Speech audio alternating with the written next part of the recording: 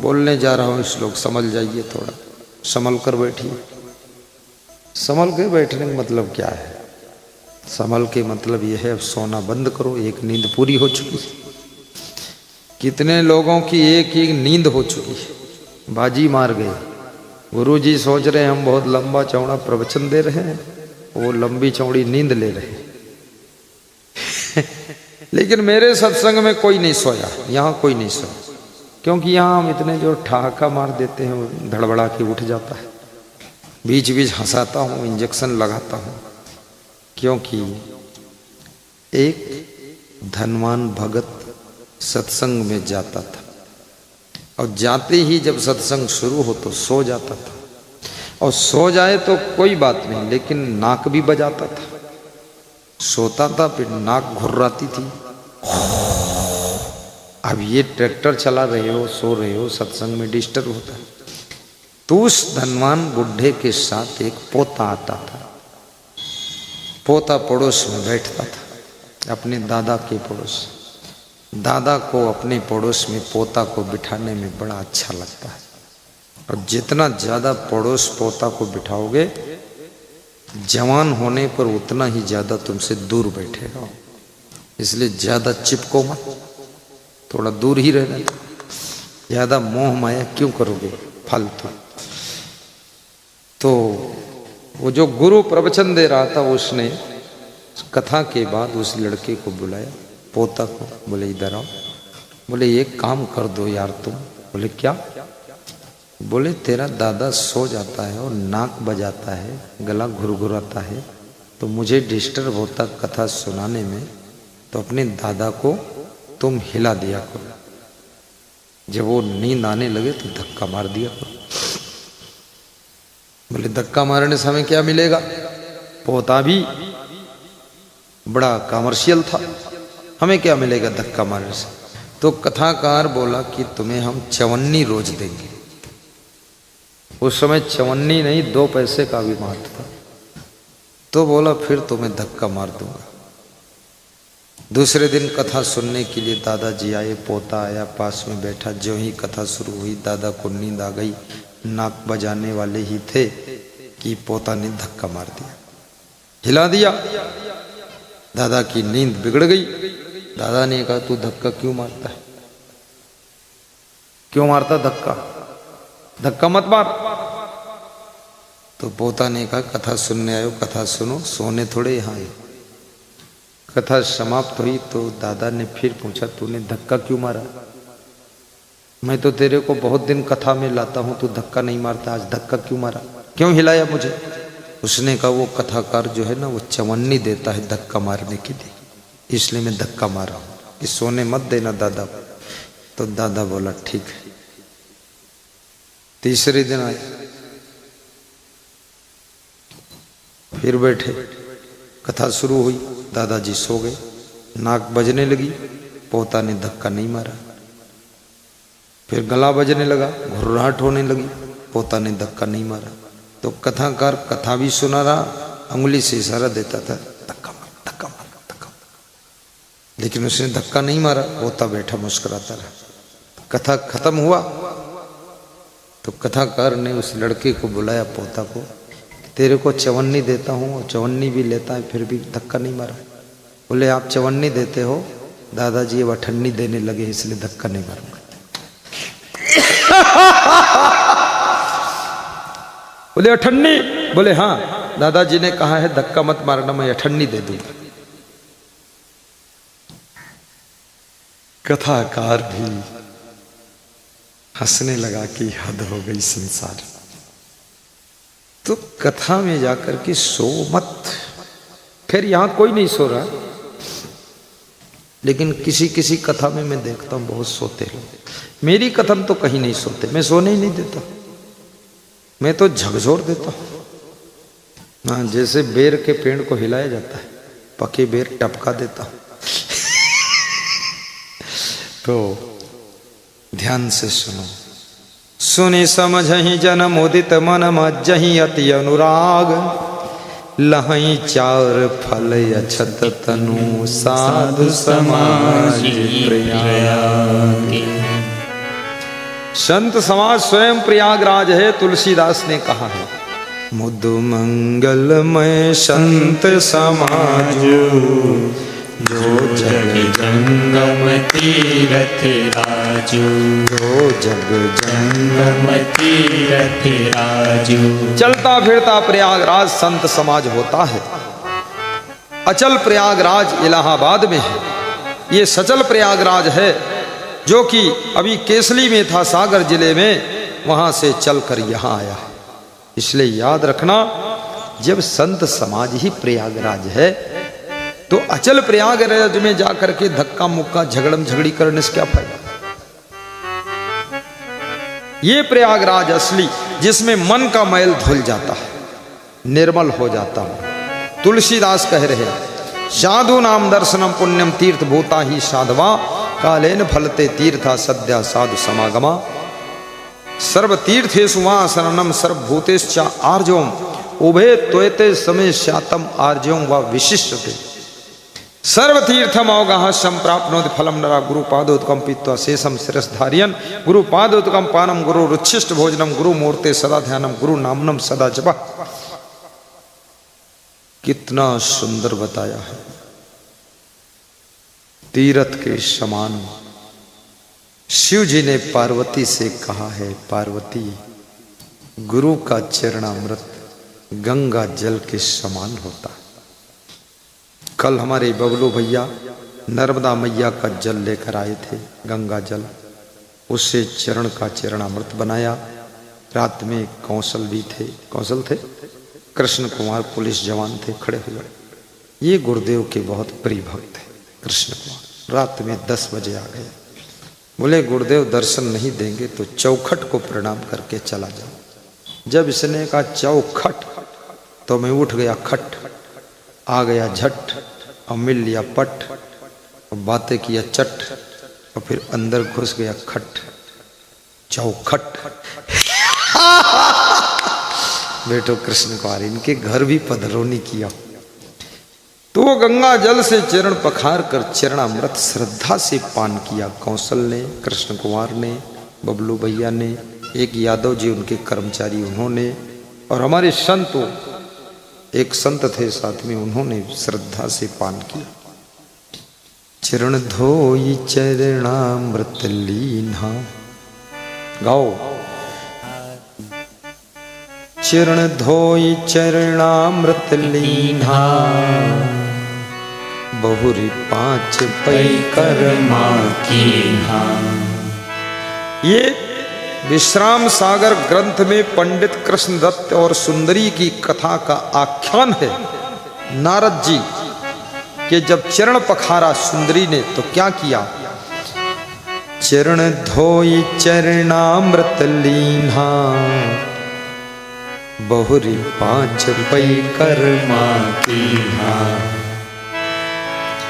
तेहि पुर तेहि दिन नारद आए, कर बीड़ा सिर तिलक लगाए। रामचरित गावत हर्षाई, तेहि पुर नारद निकसे आई। कछ चरणोदक कीन्ह्यो पाना, और कछ छिड़क्यो सिगरे अस्थाना। धूप दीप आरती उतारी, बड़ी भाग्य भय आज हमारी। नारद जैसे देव ऋषि गुरु की 5 परिक्रमा सुंदरी ने किया, जिस परिक्रमा को करने से अयोध्या की 14 कोसी परिक्रमा का फल, गोवर्धन परिक्रमा फल, चित्रकूट के कामदगिरी पहाड़ की परिक्रमा का फल केवल गुरु की 5 परिक्रमा करने से प्राप्त हो जाता है। बहुर 5 पै कर्मा कीन्हा, चरण धोई चरणामृत लीन्हा। शिव जी कहते हैं पार्वती, समस्त तीर्थों का फल गुरु के चरणामृत का पान करने से प्राप्त हो जाता है। पार्वती जी ने पूछा गुरु कैसा होना चाहिए?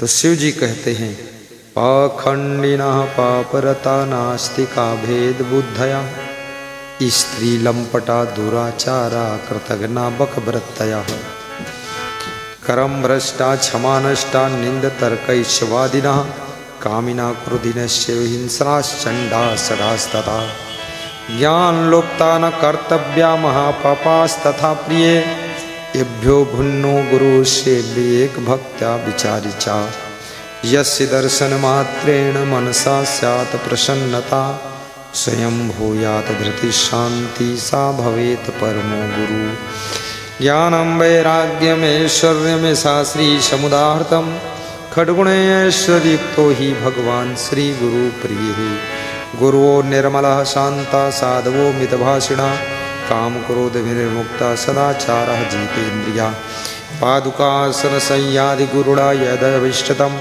नमस्कुर्वीत तस्सर्वं पादाभ्यां न अस्पृशेत क्वचित् यस्य दर्शनमात्रेण मनसा स्यात् प्रसन्नता स्वयं भूयात् धृतिः शान्ति सा भवेत् परमो गुरु उकारश्च अंधकारस्तृकारस्तन्निरोधकृत अंधकार विनिश्चित्वात् गुरुरित्यभिधीयते गुकारश्च गुणातीतो रूपातीतो रुकारका गुणरूपविहीनित्वात् गुरुरित्यभिधीयते अरे गुरु जी पुकारा करेंगे गुरु जी पुकारा करेंगे तुम्हारी शरण में गाइए अमृत तुम्हारी शरण में गुजारा करेंगे गुरु जी पुकारा करेंगे गुरु जी पुकारा करेंगे। गुरु को ध्यान लगाइए। गुरुर्ब्रह्मा गुरुर्विष्णु गुरुर्देवो महेश्वरः गुरुर्साक्षात् परब्रह्म तस्मै गुरुवे नमः। ध्यानमूलं गुरुर्मूर्ति पूजामूलं गुरुपदं मंत्रमूलं गुरुर्वाक्यं मोक्षमूलं गुरुकृपा। ना गुरुरधिकं तत्त्वं ना गुरुरधिकं तपः नास्ति गुरु ज्ञानात् परम नास्ति नास्ति नास्ति। गुरु के बिना कल्याण का कार्य शुरू नहीं होता। तो विदुर जी धृतराष्ट्र को समझा रहे हैं कि सुख उन्हें हमेशा मिलता है जो क्या 7 चीजों का त्याग करते हैं। अब ध्यान एकाग्र करना। ये 7 बातें कहने के बाद सत्संग बंद भी होगा, विराम होगा। अनर्थकम विप्रवासम गृहेभ्या पापै संधि परदाराभिमर्शम अस्तैन्यम दम्भम पैशुनम न मद्यपानम न सेवते यस्य सुखी सदैव। जो निरर्थक अपना घर छोड़कर इधर उधर घूमने के लिए नहीं जाता है, अर्थात जो समय को बर्बाद नहीं करता है, उसके जीवन में सुख उतरता है। निरर्थकम विप्रवासम गृहेभ्यः पापई संधि, जो पापियों से दोस्ती नहीं करता है, उसके घर में सुख आता है। जो पापियों से मेल नहीं। मूर्खा यत्र न पूज्यन्ते धान्यम यत्र सुसंचितम दाम्पत्ये कलहो नास्ति श्री स्वयं आगतः। और तीसरी चीज परदाराभिमर्शम, जो दूसरे की स्त्रियों में मां बहन का दर्शन करता है,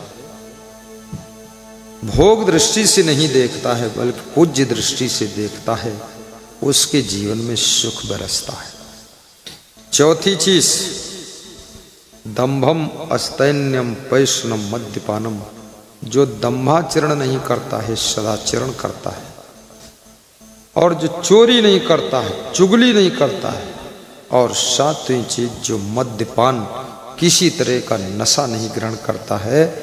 विदुर कहते हैं राजन, उसके जीवन में हमेशा सुख बना रहता है। इसलिए कभी नशा मत करना। ये मांस मछली अंडा मुर्गा शराब कछुआ कबूतर ये सुअर ये सब खाना पीना बंद करो। पीना है दूध पियो आधा गिलास, और अच्छा पीना है 1 चम्मच घी डालकर दूध में तब पियो। और सुखी रहना है सादा भोजन करो। जीभ के स्वाद के लिए मत खाओ, नशे में मत रहो, होश में रहो। नशा तुम्हारी दुर्दशा करता है। धन कमाना सीख गए हो लेकिन बचाना भी सीखो, कहीं तुम्हारा ही धन तुम्हारा विनाश न कर दे। कहीं तुम्हारी ही आदतों के कारण धन का भी नाश करोगे, अपने शरीर का नाश करोगे, मान सम्मान का विनाश करोगे। इसलिए सत्संग में जाइए, विवेक को जागृत करिए, धन भी बचाइए, शरीर को भी बचाइए, अपने मान सम्मान की भी रक्षा कीजिए। क्या बात, ऐसा वैसा खाना पीना बंद करो।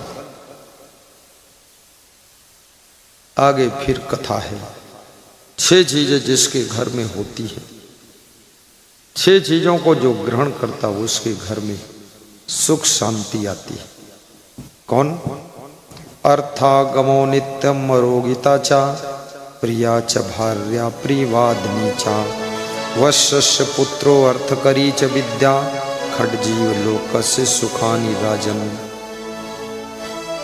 अर्थागमो नित्यम, जिसके घर में डेली इनकम सोर्स है, डेली आमदनी, याद रखना नित्य आमदनी हो रही, उस घर में सुख रहेगा। जिससे घर में एक एक पैसे की कंगाली है वो दरिद्रता से ही दुखी रहे। इसलिए धनवान भी बनो, ऐसे काम भी करो कि तुम सोते रहो तो भी पैसा आता रहे।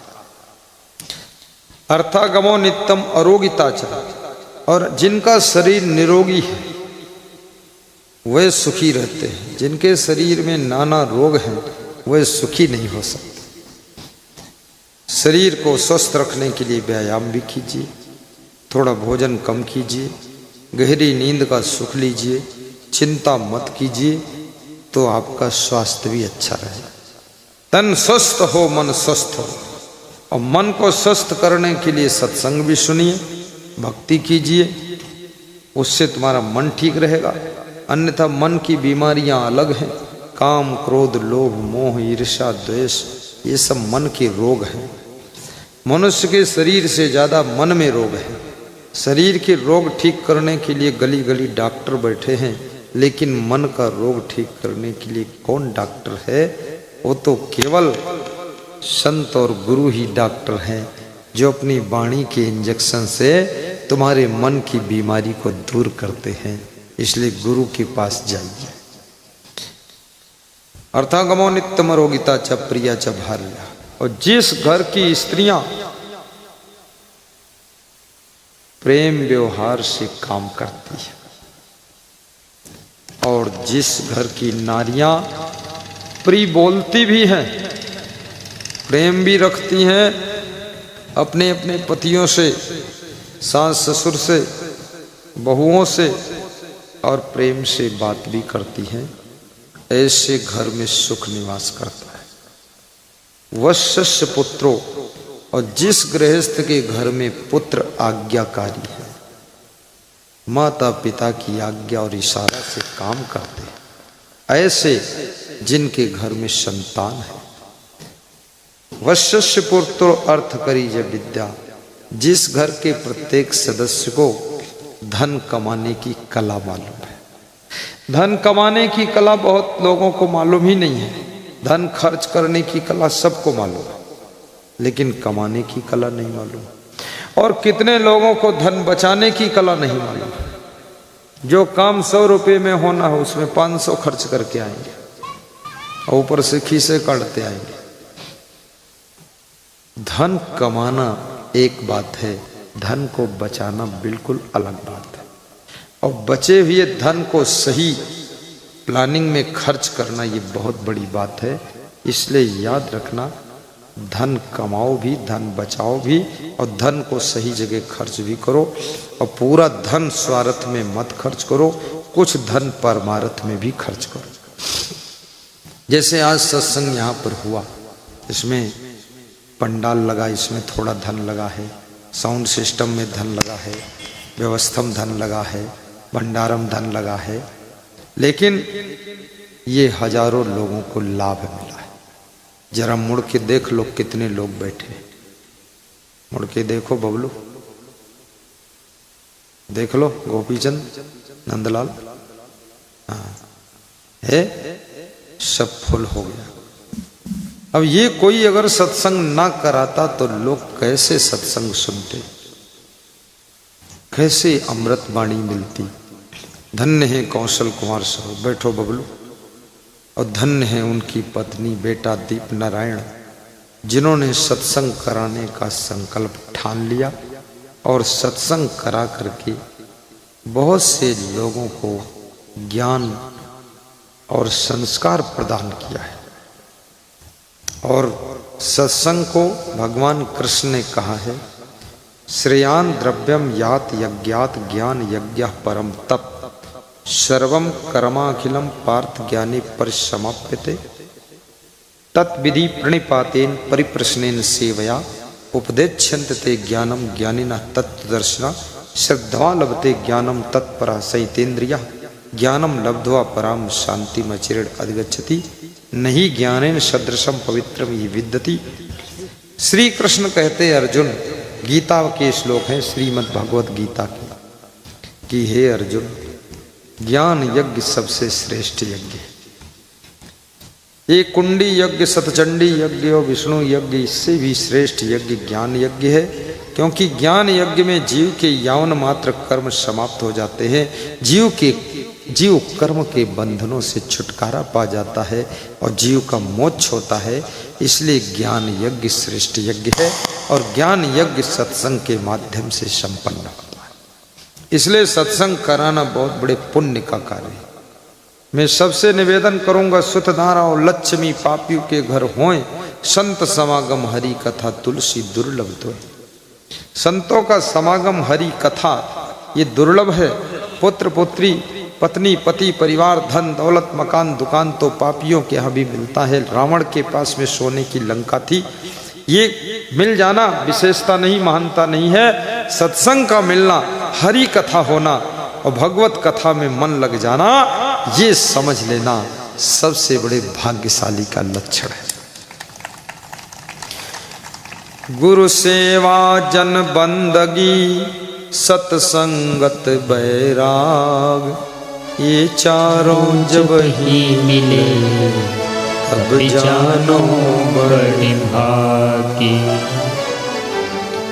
लोभी के संग लोभ बढ़ता है, क्रोधी के संग में क्रोध बढ़ता है, मोही के संग मोह बढ़ता है और सत्संगी के संग में सत्संग बढ़ता है, भक्त के संग में भक्ति बढ़ती है।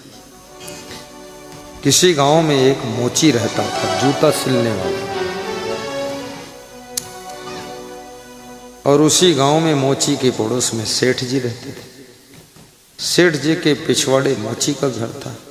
एक दिन सेठानी अपने घर के पीछे देखने गई, घूमने कुछ गई, और जब लौट कर आई तो बड़ी गुस्सा हो गई और गुस्सा होकर सेठ के ऊपर टूट पड़ी, अपने पति के ऊपर। स्त्री जब गुस्सा होती है तो पति के ऊपर टूट पड़ती है। इसलिए पति को बहुत मजबूत होना चाहिए, क्योंकि न जाने कब टूट पड़े, क्या हो जाए। तो टूट पड़ी तो सेठ को दुख लगा। सेठ ने कहा, भाई इतना क्यों गुस्सा हो रही, क्या बात हो गई? बोले, बात क्या हो रही? मैं पिछवाड़े गई थी। तो बोले, पिछवाड़े गई क्यों तुम? वहां से गुस्सा लेकर आई। अरे बोले, वहां मोची का घर है, उसके घर में देसी घी में हलवा बन रहा है, तल रहा है, तो उससे क्या लेना देना? बोले, लेना देना क्यों नहीं, अपने घर में इतना धन दौलत है, कभी देसी घी में हलवा बना ही नहीं, तुम इतने कंजूस हो। तो सेठ हंसा और बोला कि देवी जी, वो मोची जो है मूर्ख है। क्यों? बोले, हलवा खा खा कर पैसे खराब करता है, घाटी उतरे माटी, क्या फायदा? तो सेठानी ने मुंह फुला लिया। मुंह फुला लिया तो सेठ डर गया। तो सेठ ने कहा, 24 घंटे का समय दीजिए, इस मोची के घर में भी हलवा बनना बंद हो जाए। बोले, कैसे बंद होगा? बोले, देखना। रात में आधी रात को सेठ अपनी छत के ऊपर चढ़ा और एक लकड़ी लिया आधा फीट की 6 इंच, उसमें 100 का नोट धागे से बांध दिया और उस लकड़ी को नोट के साथ में मोची के आंगन में अपनी छत के ऊपर से फेंक दिया और सेठ आकर सो गया। जब सवेरे मोची जागा, मोचिन जागी तो उनको लकड़ी में लिपटा हुआ 100 का नोट, नया नोट मिला। मोची गरीब था, 100 का नोट कभी देखा भी नहीं था। कोई चवन्नी देता था, अठन्नी देता था। 100 का नोट देख करके मोची का मन खुश हो गया। मोची ने अपनी पत्नी को बुलाया कि आजा आजा आजा, देख भगवान ने 100 रुपये आकाश से गिराया है, ले संभाल कर रख। तो पत्नी ने धागे से खोला, लंबा किया, देखा तो वो भी खुश हो गई। उसने कहा मैं इसको संभाल कर रखूंगी, लेकिन एक बात है, इसका जोड़ा तुम लगाओ। तो मोची बोला मैं जोड़ा लगा दूंगा। और मुश्किल से कमाता था, चवन्नी अठन्नी रोज बचती थी। तो बचा बचा कर 100 के नोट का जोड़ा लगाने लगा। 6 महीने तक हलवा की सुगंध आई ही नहीं। तो सेठ ने कहा पिछवाड़े घूम के आओ। पिछवाड़े घूमने गई तो कोई हलवा उलवा की सुगंध नहीं। बोले हलवा बन रहा? बोले नहीं। क्या हुआ? तो सेठ ने कहा जो बीमारी मुझे लगी थी वही बीमारी मोची को मैंने लगा दी। बोले कौन सी बीमारी? बोले लोभ, लालच, और कौन बीमारी? कैसे लगाया? तो उसने सब कहानी सुनाई। तो सेठानी हंसने लगी कि सेठ ऐसा पति हो तो ऐसा हो खिलाड़ी। अपने घर हलवा बनना शुरू तो नहीं हुआ, लेकिन पड़ोसी घर में भी बंद हो गए। ऐसे लोग हैं कंजूस। विचार करो, कभी कभी हलवा भी बनाकर खाओ, रोज नहीं। कभी कभी 2-4 पकौड़ी खा लो, 1 समोसा खा लो, रोज नहीं। और कभी कभी सेवई खीर भी खाओ, और कभी कभी खिचड़ी भी खाओ, खिचड़ी और दही। और कभी कभी खिचड़ी और घी खाओ, और कभी कभी आधा टाइम व्रत भी रहो, और कभी कभी क्या फल खाओ। सर्दियों में ठंडे फल बंद, गर्मियों में ठंडे फल खाइए। और हंसना भी सीखो, हंस करके जियो। हंसने में पैसे नहीं लगते हैं, लेकिन लोग हंसते नहीं। ना मालूम कौन दुख है, सब कुछ है फिर भी दुख है, सुख नहीं। खुश होकर लोग जी नहीं सकते, सहन शक्ति बहुत कम है। खुश रहने के लिए रंज गम सहने को कलेजा चाहिए, आस के बिस्मिल को कावा चाहिए, यूसुफ को जुलेखा चाहिए, और मुझे भी गुरु तुम सा चाहिए। और हे गुरुदेव तुम ही मिल जाओ तो फिर क्या चाहिए, दिन रात हंसी खुशी चाहिए। बोलिए सदगुरु भगवान की जय। तो ये नम्र निवेदन है कि थोड़ा प्रसन्न रहना भी सीखो, आदत बनाइए खुश रहने की। आप सबका जीवन मंगलमय हो। तुम्हारा शरीर, इसके भीतर छुपा हुआ परम तत्व आत्मा है। उस आत्मा के लिए तुमने क्या कमाया, क्या किया, क्या इकट्ठा किया, उस आत्मा के लिए क्या सोचा तुमने? अभी तो पेट का ही प्रोग्राम चल रहा है, पेट पेटी बेटा बेटी, और थक गए तो लेटा लेटी। बाकी तो कोई प्रोग्राम ही नहीं, आत्मा की तो कोई बात ही नहीं। आत्मा परमात्मा के लिए तुमने क्या किया, क्या करने वाले हो, क्या करोगे? कुछ नहीं। बस खाया पिया घाई के, सोया पांव पसार, और भोंदू कुछ जाने नहीं, को हमको संसार, को हमको संसार। कबीर साहब थोड़ा कठोर बोल देते हैं, कहते भोंदू है तू, खाता पीता छक करके हो, सोता पांव पसार। अरे भोंदू ये जानता नहीं कि मैं कौन हूं, संसार क्या। भोंदू बना दिया कबीर साहब। कबीर साहब कभी टाइट बोलते हैं, हमेशा राइट बोलते हैं, लेकिन टाइट बोलते हैं। और कबीर ये भी कहते हैं, साच कहो तो मारन धावे झूठे जगपति आना। सच कहूं तो लोग मारने दौड़ते हैं, झूठे पर विश्वास करता संसार। और कबीर कहते हैं सच कहूं तो सब जग खींचे, झूठ कहा ना जाए।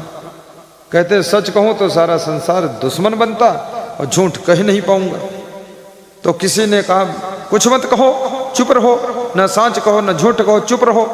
तो कबीर कहते हैं बिना कहे मोहि रहा ना जाए। कबीर की भी समस्या है, वो कहते हैं बिना कहे मोहि रहा ना जाए। बिरही ले ले कुकुर खाई, और सच कहे सब जग खींचे, झूठ कहे जग मारन धावे, झूठ कहे कौ। तो समझाने वाले ने कहा अरे कबीर साहब चुप रहो। तो बोले बिना कहे मोहि रहा न जाए, कहूंगा जरूर।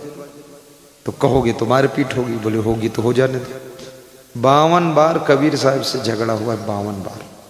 ये कबीरपंथी तो सुलझ गए, क्योंकि इनके कबीर ही बहुत कूटे काटे गए, तो कबीरपंथी लाइन पर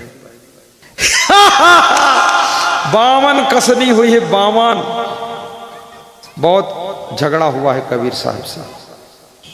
लेकिन कबीर जैसा साहसी व्यक्ति ढूंढना मुश्किल है। कबीर कहते हैं कि कांकर पाथर जोर के मस्जिद लई चुनाए, और ताज चढ़ मुल्ला बांग दे क्या बहरा हुआ खुदा। सब मुल्ला मौलवी काजी सब कबीर के दुश्मन बन गए। ये कौन है, इसको मारो। फिर कबीर बोलते हैं पहिर जनेऊ ब्राह्मण होना मेहरी क्या पहिराया, वो जन्म की शूद्र पर से तुम क्यों खाया। और कहते हैं ये खतना करने वालों को, अरे पुरुष खतना करता है और पत्नी का तो खतना होता नहीं, खतना खतनी तो बिना खतना की रह गई, वो तो हिंदू ही रह गई। और तुम बने हो मुसलमान, तो आधी हिंदू ने बैठ तुम्हारे घर में पत्नी, उसका खतना। कबीर बड़ा तार्किक आदमी था, इस बात बोल रहे लड़ाई हो जाए। हाँ बहुत शांत आदमी होता हूँ, गुस्सा आई जी फिर लपटी लुपटा पटी। इसलिए कबीर की बात बोलने में भी बोलने वाले सावधान रहे, बहुत सावधानी से बोलना है।